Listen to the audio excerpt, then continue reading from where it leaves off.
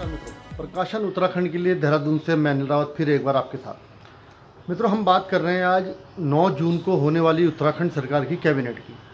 9 तारीख को कैबिनेट होनी है, कई निर्णय लिए जाएंगे। ये सरकार को जानकारी होगी कि क्या निर्णय लेंगे, लेकिन जो व्यापारी हैं, छोटे दुकानदार हैं, ट्रांसपोर्ट लाइन से जुड़े हुए हैं, पर्यटन से जुड़े हुए हैं, अन्य जो लोग इन चीज़ों से जिनका काम वगैरह सब बंद है, वो लोग बड़ी आस लगाए हुए बैठे हैं कि शायद कुछ राहत इसमें मिले, क्योंकि कोविड कर्फ्यू में जो दुकानें बंद हैं उसके कारण कई लोग इस टाइम भुखमरी तक की कगार पे आ गए हैं।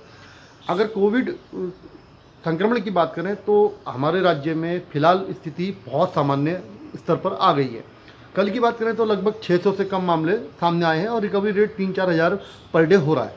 तो ये मान के चल रहे हैं कि 9 तारीख को जो कैबिनेट होनी है उसमें कई चीज़ों में राहत मिल सकती है, लेकिन हम नहीं जानते क्या गवर्नमेंट उसमें निर्णय लेगी। लेकिन जो चाहे वो सत्ताधारी दल हो, प्रमुख विपक्षी दल हो या अन्य राजनीतिक पार्टियां हों, उनकी अपनी अपनी राय है कि किस तरह से खुलना चाहिए, किन लोगों को राहत मिलनी चाहिए। तो उसमें जो सबसे पहले हमारे साथ जुड़ रहे हैं भाजपा के प्रदेश सदस्य प्रमुख हैं वीरेंद्र सिंह बिष्ट। आइए सुनते हैं वो हमारे साथ जुड़ रहे हैं, वो क्या कहते हैं। भारतीय जनता पार्टी की सरकार राज्य के यशस्वी मुख्यमंत्री तीरथ सिंह रावत जी के नेतृत्व में राज्यवासियों के लिए बेहतर सुविधा मुहैया करा रही है। वो लगातार मुख्यमंत्री जी जनपदों का प्रवास कर रहे हैं, रात्रि प्रवास कर रहे हैं, वहाँ के डिस्ट्रिक्ट हॉस्पिटल्स, वहाँ के ऑक्सीजन प्लांट्स, वहाँ के वेंटिलेटर्स, सबकी व्यवस्थाओं की समीक्षा कर रहे हैं और वहाँ पर जाकर स्वयं मौके पर मुआयना भी कर रहे हैं, अधिकारियों के साथ समीक्षा बैठक भी कर रहे हैं, जिसका परिणाम है कि आज राज्य में कोरोना संक्रमण जो है वो नियंत्रण में है, मृत्यु दर भी कम हो गई है और हम लोग आश्वस्त हैं कि आने वाले 2-4 दिनों में हम इसको और कंट्रोल कर लेंगे।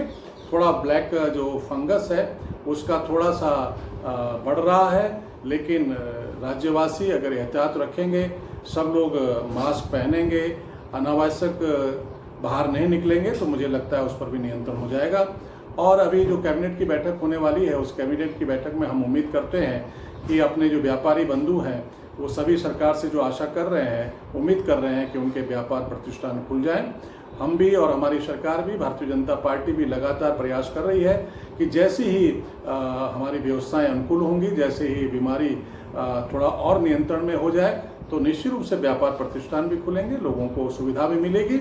और क्योंकि सारे अपने ही लोग हैं, अपने राज्य के लोग हैं, हमें उनकी ज़्यादा चिंता है, क्योंकि वहाँ उनके कर्मचारी हैं, उनके जो प्रतिष्ठान के जो मालिक हैं, उनके जो काम करने वाले लोग हैं, सभी इस कोरोना संक्रमण काल में प्रभावित हुए हैं। तो हम उम्मीद करते हैं कि आने वाले समय में सब अच्छा होगा और मंत्रिमंडल की बैठक में निश्चित रूप से राज्य के हित में निर्णय होंगे, जिसका हमें बेसब्री से इंतजार है। उन्होंने सरकार की उपलब्धियां गिनाई, उसके बाद उन्होंने कहा भाई व्यापारी संगठन जो संस्थान है वो भी खुलने चाहिए, लेकिन किस स्तर पर खुलना चाहिए सरकार तय करेगी।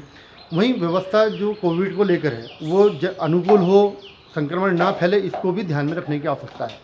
अब हमारे साथ जुड़ रही हैं कांग्रेस प्रदेश की मीडिया प्रभारी डॉक्टर प्रतिमा सिंह। उनका कहना है कि जो व्यवस्था है, जो लोग आर्थिक तंगी से जूझ रहे हैं, चाहे वो व्यापारी हों, ट्रांसपोर्ट लाइन से जुड़े हुए हों या अन्य रोजगारों से जुड़े हुए लोगों को, जैसे ड्राइवर हैं, कंडक्टर हैं, छोटे चाउमीन मोमो वाले हैं और जो अन्य लोग जुड़े हुए हैं, इनको आर्थिक सहायता की घोषणा होनी चाहिए और ज़मीनी स्तर पर भी होना चाहिए। सुनिए क्या कहती हैं डॉक्टर प्रतिमा सिंह। जिस तरीके से 9 जून को कैबिनेट की बैठक आहूत होनी है मुख्यमंत्री जी की अध्यक्षता में, जिसमें ये निर्णय लिया जाना है कि कर्फ्यू में किस तरीके से ढील देनी है, क्या क्या अनुष्ठानों को खोलना है और क्या क्या किन किन प्रतिष्ठानों को किस तरीके से खोलना है। तो हमारा ये मानना है कि देखिए, क्योंकि हमारे ये जो व्यापारी भाई हैं वो पिछले दोनों वेव्स में बहुत ज्यादा इस महामारी की वेव में आर्थिक तंगी से गुजर रहे हैं, तो सरकार को इनकी तरफ भी ध्यान देना चाहिए और इन प्रतिष्ठानों को मेरे ख्याल से या तो ऑल्टरनेट डेज खोलने की अनुमति प्रदान होनी चाहिए या एक समय जो है इसका स्लॉट डिसाइड कर देना चाहिए कि आधे समय इस तरीके के प्रतिष्ठान खुलेंगे, शाम के वक्त इस तरीके के प्रतिष्ठान खुलेंगे। तो इस तरीके का कोई निर्णय सरकार को हमारे व्यापारी भाइयों के पक्ष में लेना पड़ेगा, क्योंकि आर्थिक मंदी से ये जूझ रहे हैं और जो परिवहन क्षेत्र में लोग काम कर रहे हैं उनके लिए भी ये जो समय रहा है, चाहे पिछला एक वेव 1 कह लें या 2 कह लें, बहुत ही ज्यादा निराशाजनक रहा है। तो इन क्षेत्र में जो काम करने वाले लोग हैं, अगर सरकार परिवहन जो इनका मोटर व्हीकल टैक्स है अगर उसमें कुछ इनको छूट प्रोवाइड कर दे, जो कंडक्टर हैं, जो ड्राइवर्स हैं, उनको अगर कुछ आर्थिक पैकेज दे दे तो इनके लिए बहुत मेरे ख्याल से बहुत बड़ा सरकार की तरफ से योगदान होगा। और चारधाम यात्रा जिस तरीके से स्थगित हुई है, आपको पता है जिन लोगों की आजीविका चारधाम यात्रा पर ही निर्भर करती है, टैक्सी मैक्सी वाले हो गए, होटलियर्स हो गए, ढाबे वाले हो गए, ये खच्चर वाले हो गए, इन लोगों के लिए सरकार को एक आर्थिक पैकेज अनाउंस करना चाहिए। और सिर्फ अनाउंस नहीं करना चाहिए, वो धरातल पर भी दिखना चाहिए, क्योंकि पिछली बार भी सरकार ने आर्थिक पैकेज की घोषणा तो की थी पर धरातल पे उसकी स्थिति आपके समक्ष है। तो ये सभी लोग प्रदेश के वासी हैं, ये प्रदेश की जनता है और प्रदेश के हर व्यक्ति के जीवन जो है किस तरीके से आजीविका संबंधी या सुरक्षा से संबंधी जो कर्तव्य है वो सरकार का बनता है और सरकार को अपने कर्तव्य को मेरे ख्याल से पूरी निष्ठा से निभाना चाहिए। पर उत्तराखंड प्रदेश में आम आदमी पार्टी के प्रदेश मीडिया प्रभारी संजय भट्ट वो हमारे साथ जुड़ रहे हैं। उनका भी कहना है कि व्यापारिक संस्थान जो हैं खुलने चाहिए, तरीके से खुले, एक उसमें कुछ ना कुछ पाबंदियां लगें कि कब क्या खुलेंगे, कैसे खुलेंगे। तो उन्होंने कहा कि लेकिन उन्होंने सरकार को सीधा कहा कि उसके पास, सरकार के पास अपनी सोचने की कोई क्षमता ही नहीं है, तो सरकार निर्णय लेने में अक्षम है और इसमें कुछ ना कुछ होना चाहिए। तो संजय भट्ट हमारे साथ जुड़ रहे हैं, सुनिए क्या कहते हैं संजय भट्ट।